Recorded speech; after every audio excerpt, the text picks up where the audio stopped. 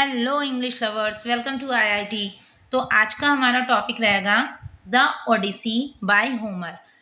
Homer एक Greek poet थे जिन्होंने दो महाकाव्य लिखे हैं, the Iliad and the Odyssey. The Iliad पर हम ऑलरेडी वीडियो अपलोड कर चुके हैं। अगर आप लोगों ने नहीं देखी है तो आप मेरे चैनल पर जाकर देख सकते हैं। आज हम द ओडिसी कवर करेंगे। ओडिसी को समझने के लिए आपको इसका बैकग्राउंड क्लियर होना बहुत ज़रूरी है। तो जो होमर ने ये जो दो पोयम लिखी थी, the Iliad and the Odyssey, ये दोनों ही रिलेटेड हैं ट्रोजन वॉर से।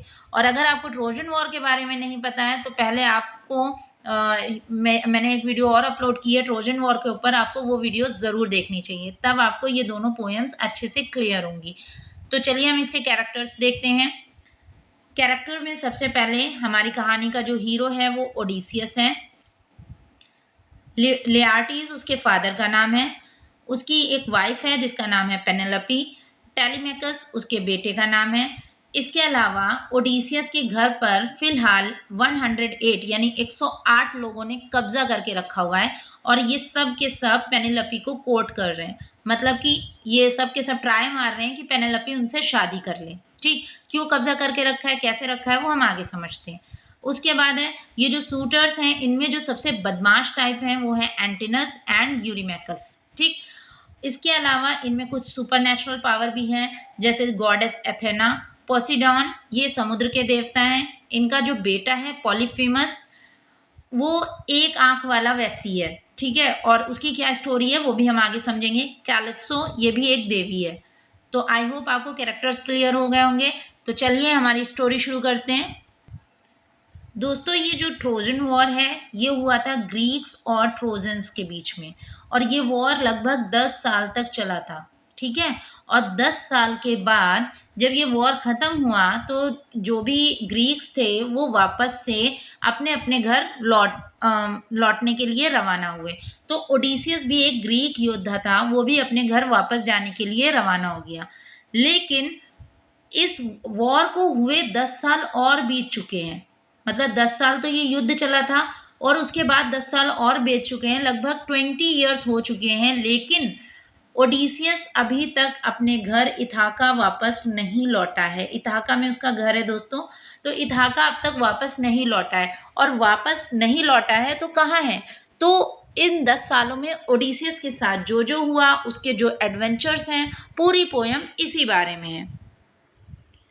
अब 20 सालों से ओडिसियस अपने घर नहीं लौटा है, तो उसके घर पर 108 लोगों ने कब्जा करके रखा हुआ है, जैसा कि मैंने बताया था। दरअसल ये सारे लोग ये मान चुके हैं कि ओडिसियस अब तक इथाका नहीं लौटा है, तो डेफिनेटली वो मर चुका है। तो ये सारे के सारे ओडिसियस की वाइफ पेनेलोपी को कोर्ट कर रहे हैं। मतलब ये ट्राई कर रहे हैं कि पेनेलोपी इनमें से किसी एक से शादी कर लें। लेकिन पेनेलोपी अपने हस्बैंड ओडिसियस के लिए अब भी फेथफुल और बहुत ही लॉयल थी। उसे यकीन था कि ओडिसियस एक ना एक दिन वापस ज़रूर आएगा, तो इसलिए वो इन लोगों को किसी ना किसी तरह टाल के रखती है। मतलब किसी से भी कमिटेड नहीं होती है। इधर ओडिसियस 10 साल के बाद, जब 10 साल के वॉर के बाद जब अपने घर इथाका के लिए रवाना होता है तो उसे समुद्र के रास्ते से वापस जाना होता है। लेकिन समुद्र के जो देवता हैं वो पोसिडॉन है। ठीक है, जो कि ओडिसियस से बहुत ज़्यादा नाराज़ हैं। इसलिए जैसे ही वो अपने घर जाने के लिए जब भी रवाना होता है, वो समुद्र में तूफान ला देते हैं, जिससे उसका शिप बर्बाद हो जाता है। वो कभी किसी आइलैंड पे गिरता है, कभी किसी आइलैंड पे गिरता है, और उस आइलैंड पे क्या एडवेंचर्स होते हैं ये सब चीज़ें हम देखेंगे। राइट, अब ये समुद्र के देवता पोसिडॉन इससे नाराज़ क्यों हैं? एक्चुअली इनका एक बेटा था पॉलीफेमस, और ओडिसियस जब वापस आ रहा था तो एक आइलैंड पे रुका था जहाँ पर ये पॉलीफेमस भी था। ठीक है, और ये एक आंख वाला दानव था। ठीक है, जिसकी सिर्फ एक आंख थी और ये दानव था, और इसने इन सबको पॉलीफेमस ओडिसियस और इनके सारे दोस्तों को, सारे साथियों को कैद कर लिया था। तो ओडिसियस ने इससे बचने के लिए इसकी जो वो आंख थी ना वो फोड़ दी थी। तो ये अपनी आंख इसी तरीके से लेकर अपने फादर के पास जाता है, उनको दिखाता है, बताता है, जिससे पोसिडॉन जो होते हैं उससे बहुत नाराज़ हो जाते हैं, और वो इसीलिए ओडिसियस के रास्ते में बार बार प्रॉब्लम्स क्रिएट करते हैं कि ये घर वापस ना जा पाए। लेकिन फ़िलहाल ओडिसियस कहाँ है? ये सब चीज़ें तो होती रहेंगी। फ़िलहाल ओडिसियस जो है वो एक आइलैंड पे है, कैलिप्सो का ये आइलैंड है, ये एक देवी है जिसने 7 सालों से ओडिसियस को कैद करके रखा हुआ है। क्यों कैद करके रखा हुआ है? क्योंकि दरअसल कैलिप्सो का जो दिल है वो ओडिसियस पे आ गया है। लेकिन ओडिसियस भी अपने वाइफ़ के लिए बहुत लॉयल है, इसलिए इस देवी ने उसको अपने आइलैंड पर कैद करके रखा हुआ है। और जैसा कि हर एपिक में होता है कि सुपरनैचुरल पावर्स ज़रूर होती हैं, मतलब ऊपर गॉडली पावर्स होती हैं जो कि ह्यूमन को कंट्रोल कर रही होती हैं। तो यहाँ पर जो गॉडेस एथेना है, ओडिसियस के बहुत सपोर्ट में होती हैं वो। तो वो जो देवताओं के जो मेन राजा हैं ज्यूस, उनके पास जाती है, उसे दया आ जाती है ओडिसियस की हालत पर, और वो उनके पास जाके कहती है कि ओडिसियस की घर लौटने में मदद करें। तो ज्यूस देवताओं के दूत हर्मीस को भेजते हैं। ठीक है, ये देवताओं के दूत हैं, इन्हें भेजते हैं किसके पास? कैलिप्सो के पास, कि वो जाकर कैलिप्सो से बोलें कि ओडिसियस को छोड़ दें। ठीक, अब ये सीन यहीं पर क्लोज करते हैं। आते हैं दूसरी तरफ कि जो ये एथेना होती है, एक तो इसने ज्यूस से रिक्वेस्ट की और ज्यूस ने हर्मीस को भेज दिया। अब इधर एथेना एक दूसरा रूप धारण करती है आदमी का, और वो जाती है ओडिसियस के बेटे टेलीमैकस के पास, और उससे जाकर कहती है कि तुम ये जो सारे 108 शूटर्स तुम्हारे घर में कब्जा बनाए हुए हैं ना, इनको बुलाओ और उनको समझाओ कि वो अपने घर वापस लौट जाएं। और साथ ही साथ वो टेलीमैकस से ये भी कहती है कि तुम पाइलस और स्पार्टा, ये दो आइलैंड के नाम है दोस्तों, पाइलस और स्पार्टा, इन आइलैंड पे जाकर अपने फादर के बारे में पता करो कि आखिर वो हैं कहाँ। तो टेलीमैकस वैसे ही करता है। दूसरे दिन वो 108 शूटर्स को बुलाता है और उनसे कहता है वही सब कुछ जो कुछ भी उसको एथेना ने समझाया था कहने के लिए। लेकिन मैंने बताया ना, इसमें जो दुष्ट दुष्ट वाला शूटर है यानी एंटिनस, ये क्या बोलता है? ये कहता है कि इसमें सारा का सारा जो कसूर है ना वो पेनेलोपी का है। अगर वो हम में से किसी एक से शादी कर ले तो बाकी सब अपने आप ही चले जाएंगे। बहरहाल नतीजा कोई नहीं निकलता और सारे के सारे शूटर्स उसी के घर में जमे रहते हैं। फिर टेलीमैकस जाता है स्पार्टा आइलैंड पर, जैसा कि उससे एथेना ने बोला था, और वहाँ जाकर अपने फादर के बारे में पता करता है, लेकिन उसे कुछ भी नहीं पता चलता। तो फिर वो जाता है दूसरे आइलैंड पर, पायरस आइलैंड पर। वहाँ पर उसे पता चलता है कि कैलिप्सो नाम की देवी ने उसके फादर को कैद करके रखा हुआ है।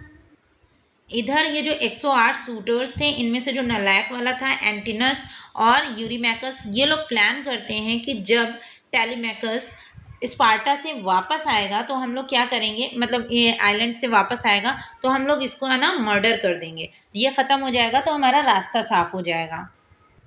अब उधर हर्मीस गए हुए हैं किसके पास? कैलिप्सो के पास, और कहते हैं कि ज्यूस का आदेश है, जैसा कि मैंने बताया ज्यूस सारे देवी देवताओं के राजा हैं, इनका आदेश है कि तुम्हें ओडिसियस को आज़ाद करना होगा। तो कैलिप्सो बेमन से, बहुत ही दुखी मन से क्या करती है, उसको ओडिसियस को आज़ाद करने के लिए तैयार हो जाती है। तो ओडिसियस एक बार फिर समुद्री रास्ते से निकल पड़ता है इथाका के लिए, लेकिन यहाँ पर समुद्र के देवता फिर से समुद्री तूफान ले आते हैं जिससे उसका जहाज़ बर्बाद हो जाता है। वो अब एक बार फिर से दूसरे आइलैंड पे पहुँचता है जिसका नाम होता है फेशियन। ठीक है, ये इस आइलैंड पे पहुँचता है और इसका जो किंग होता है उसका नाम होता है एल्सिनस।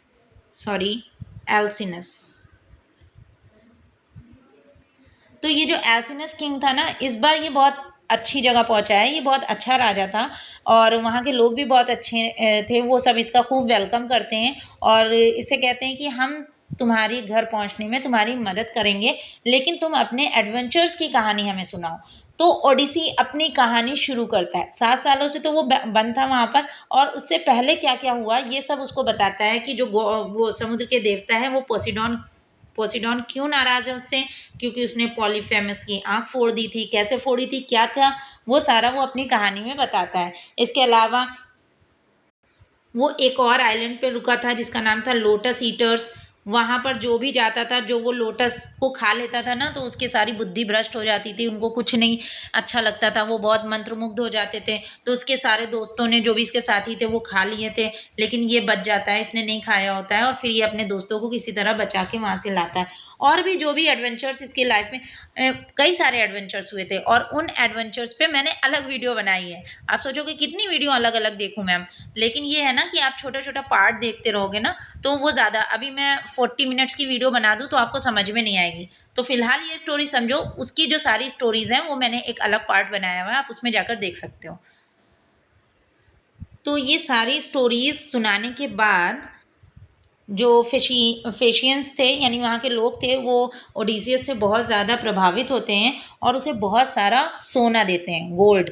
और रात में जब वो सोया हुआ होता है तो उसे चुपचाप इथाका के किनारे छोड़ आते हैं। बेसिकली इस समय पोसीडॉन ने कुछ नहीं किया और फाइनली वो इथाका पहुँच गया। लेकिन जब उसकी आँख खुलती है तो उसे लगता है शायद वो कहीं और आ गया है क्या, लेकिन गॉडेस एथेना उसे बताती हैं कि वो अब अपने घर आ गया है। ठीक है, लेकिन यहाँ पर ये क्या करती है गॉडेस एथेना, उसका सारा गोल्ड वगैरह छुपा देती हैं और वो ना एक भिखारी का रूप धारण कर लेता है। एक्चुअली वो देखना चाहता था कि क्या हुआ है उसके पीछे उसके शहर में, तो वो एक भिखारी का रूप धारण कर लेता है। उधर टेलीमेकस जब वापस लौट रहा था ना तो ये जो शूटर्स ये पहले से प्लान किए हुए थे ना कि इसको मार देंगे लौटते हुए, तो वो उस पर हमला करते हैं। लेकिन गॉडेस एथेना टेलीमेकस को बचा लेती है और उसे उसके फादर यानी ओडिसियस से मिलाती है। दोनों मिलकर बहुत खुश होते हैं और टेलीमेकस उसे सब कुछ बताता है कि उसके ना होने पर क्या क्या हुआ।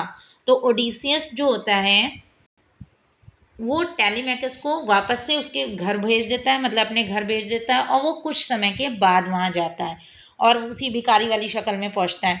अब यहाँ जो वो 108 शूटर्स थे वो उसका खूब मजाक उड़ाते हैं क्योंकि वो उसे पहचान ही नहीं पाते हैं कि वो तो ओडिसियस है।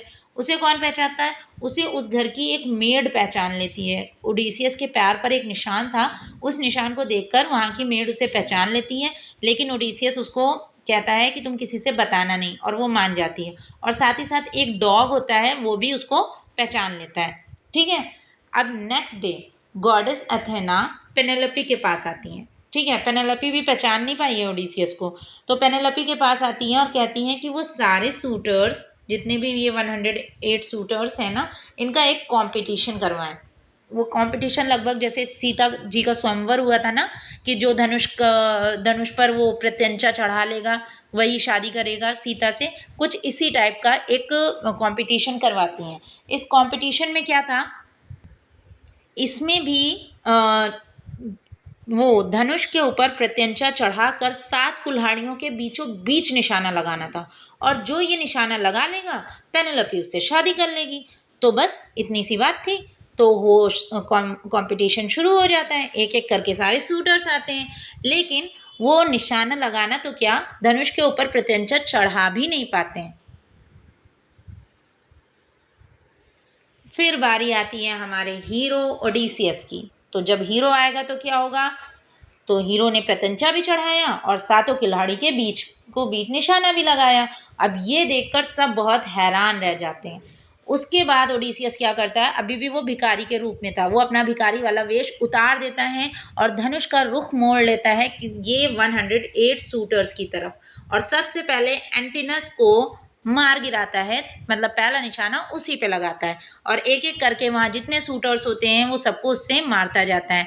और जब वो तीर वीर ख़त्म हो जाते हैं तो फिर वहाँ तलवार भाले सबसे लड़ाई शुरू हो जाती है और बेसिकली सारे शूटर्स जो होते हैं वो मारे जाते हैं। उसके बाद ओडिसियस जब सब मर गए हैं तो वो मिलता है अपनी हीरोइन मतलब अपनी वाइफ पेनेलोपी से और राज्य के सामने आता है और सब जितने भी राज्य के लोग होते हैं वो उसे देखकर बहुत खुश हो जाते हैं। लेकिन कहानी अभी ख़त्म हुई नहीं है, कहानी अभी थोड़ी सी और बाकी है। और कहानी ये है कि जो ये 108 शूटर्स हैं इनकी फैमिली के लोग यानी इनके जो फादर और दूसरे लोग होते हैं ये विद्रोह करने की कोशिश करते हैं। इतने सारे लोगों को मार दिया भाई, तो फिर अब उनसे लड़ाई होती है ओडिसियस के फादर की। अभी तक इनका कोई काम नहीं आया था, लास्ट में अब इनका ये रोल आया है कि ये जो सूटर्स होते हैं जिनमें मेनली एंटिनस के जो फादर लोग होते हैं ना, फादर लोग कैसे होंगे, फादर ही होंगे, हाँ फादर, और बाकी लोगों के जो फादर होंगे उनको ये जो लियार्टीज हैं यानी ओडिसियस के फादर ये मार देते हैं। फिर गॉडेस एथेना की मदद से इस राज्य में शांति कायम हो जाती है और यहीं पर हमारी स्टोरी का एंड होता है। आई होप आप सबको स्टोरी समझ में आई होगी और मैंने जैसा कि बताया कि ये स्टोरी काफ़ी सारी स्टोरीज से रिलेटेड है, तो आपको ट्रोजन वॉर, इलियड ये भी देखना ज़रूरी है। Thanks for watching.